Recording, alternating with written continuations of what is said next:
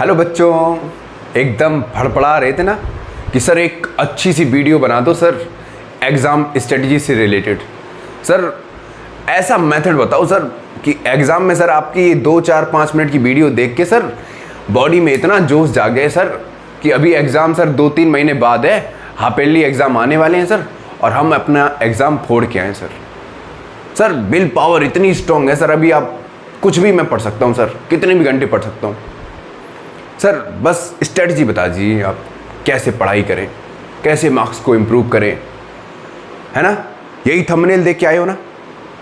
लेकिन क्या तुम्हें पता है कि तुम अपने आप से कितना झूठ बोल रहे हो?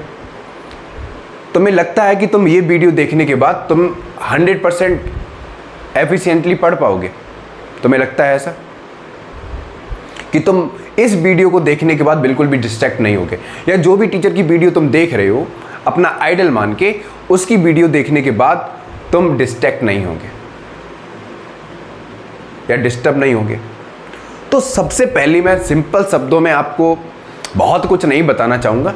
देखो, पढ़ने वाले के लिए आउटडोर की चीज़ें अफेक्ट नहीं करती हैं। उसे पता है कि उसे क्या करना है, उसके पास एक ही ऑप्शन होता है, पढ़ो और मार्क्स लेके आओ, ठीक है। बाकी सारी चीज़ें दिमाग में नहीं चलती हैं, ठीक है। लेकिन तुम्हारे दिमाग में बहुत सारी चीज़ें घर करी हुई हैं, समझ में आया? एक मिनट रुकना, ठीक। तो स्टार्ट करते हैं सबसे पहले कि सर बोर्ड एग्जाम में हम फोड़ के कैसे हैं सर, कैसे फोड़ के आए, ज़रूरी है या नहीं? ठीक। तो सबसे पहले जो सबसे बेसिक है मीन्स ऑक्सीजन है एजुकेशन की, ठीक है, या स्टडी की जो ऑक्सीजन है वो है स्ट्रेटजी, ठीक। तो पहली सबसे पहले आपको स्ट्रेटजी पता होनी चाहिए, सबसे पहली चीज स्ट्रेटजी। और सेकंड है स्टडी।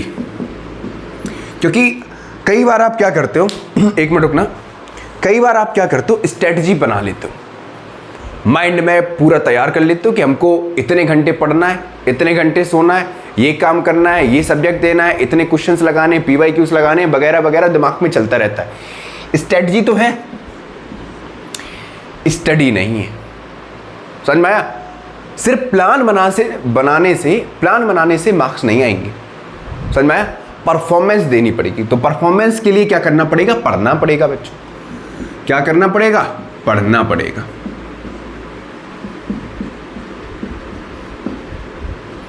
समझ में आया?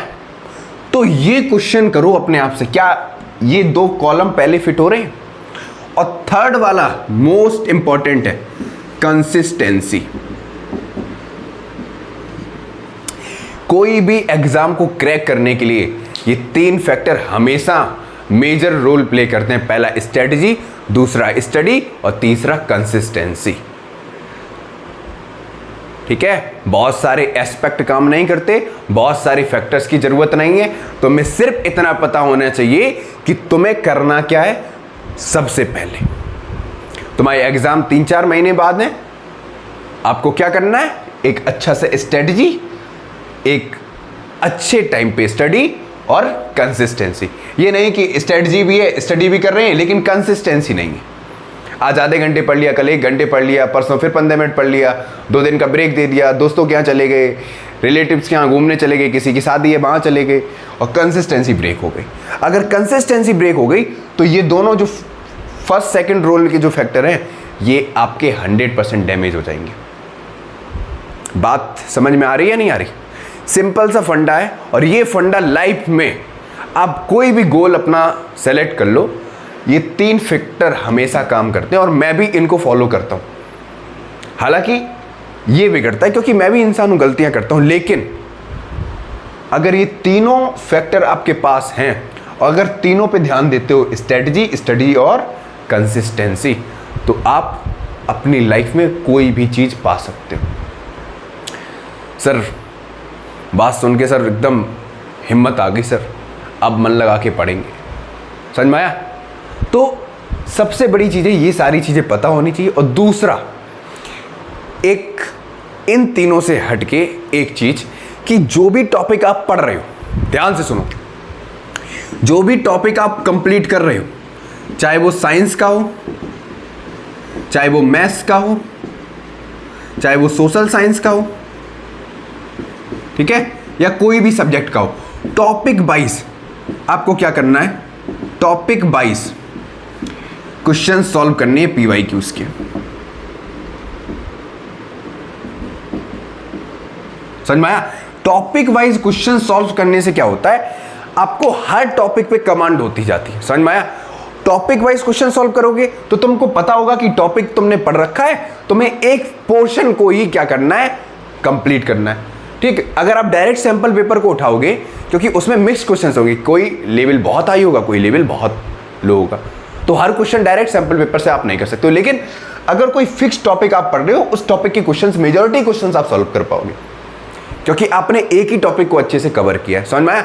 तो टॉपिक वाइज अगर क्वेश्चंस करोगे तो ज्यादा फायदे में रहोगे, कमांड ज्यादा होगी, क्योंकि एक ही टाइप के क्वेश्चंस लगातार लगाओगे तो दिमाग में बैठ जाएगा क्वेश्चन। समझ में आया? क्योंकि एक टॉपिक से क्वेश्चन कितने टाइप से पूछा जा सकता है। समझ में आया? तो वो टॉपिक आपको समझ में आएगा। टॉपिक वाइज लगाओगे, फिर बाद में चैप्टर वाइज लगाओ। ठीक है, समझ में आया? चैप्टर वाइज जब पूरा तैयार हो जाए, फिर आप अपना बोर्ड एग्जाम देने जाओ, कोई दिक्कत नहीं। समझ में आया? अगर आप इस माइंडसेट के साथ अपना एग्जाम दे रहे हो, तब तो एग्जाम बहुत अच्छा जाएगा, वरना बनाते रहो स्ट्रेटजी, बनाते रहो शेड्यूल प्लान, कुछ नहीं होने वाला। समझ में आया? अगर कोई और दिक्कत हो, ठीक है, साइंस में कोई भी टॉपिक में अगर प्रॉब्लम हो, चाहे वो केमिस्ट्री हो, चाहे वो फिजिक्स हो, आप कमेंट बॉक्स में बता सकते हो। टॉपिक वाइज वीडियो चाहिए, टॉपिक वाइज बताओ, प्रैक्टिस क्वेश्चन पेपर चाहिए, वो बताओ। ठीक, जो ऐसी भी वीडियो की आपकी ज़रूरत है, जैसी भी वीडियो आप चाहें, आप कमेंट बॉक्स में बताएं, और आपको अच्छे से कंटेंट ओरिएंटेड एकदम वीडियो आपको मिल जाएगी। ठीक है, अच्छे से पढ़ते रहो और अपना ख्याल रखो। मिलते हैं अगली वीडियो में।